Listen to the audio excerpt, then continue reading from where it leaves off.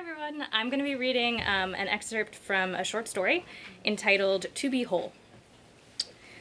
Alma's longings were on the move, sliding down the banister, climbing out the chimney, falling from the eaves. She had little time and few means to corral them. Her next client was waiting, and death didn't come with a suitcase. Across the estate, Alma chased her longings. The one she caught wriggled under her grasp. "Don't you want to go somewhere new?" she asked. Yes, of course," they replied. Alma stitched them into her skirts and clipped them to tendrils of hair. In the past, she had marveled at the speed of her handiwork, but today it unsettled her. She rose to leave and felt the lightness of her form. Her soul was growing too thin. Let us go now," her longing said, but Alma hunted for stragglers. She pried up the floorboards and sifted through cobwebs, but no other longings remained. Resigned, Alma left for the train station.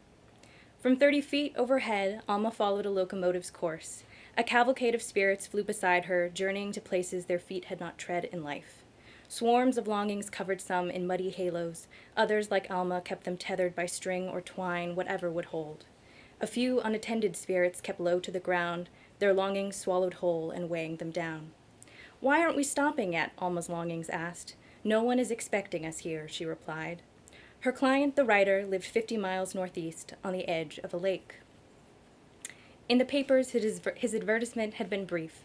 Writer in need of otherworldly muse, compelling life story required, preference given to military heroes.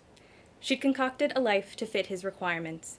Cousin to General Santa Anna and maid in the households of Emperors Iturbide and Maximilian, I offer my tales of these men. His response was swift, their contract concise. Their arrangement would terminate on the death of the writer or the death of his career, whichever came first. The station where they were to meet was inset within a thick swath of trees. Alma swooped down to find the writer pacing the platform.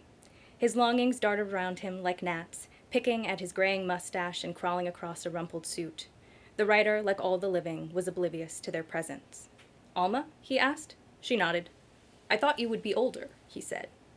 Alma let her features slip into middle age and her collarbone break through the skin at her neck. From her mouth came an endless wail that startled the birds from the trees. "Right, well, perhaps as you were then," the writer said, his hands pressed to his ears. Alma regained her form, and the writer stepped onto a path of well-trodden leaves. He cleared his throat and looked back briefly, an invitation to follow. Thank you.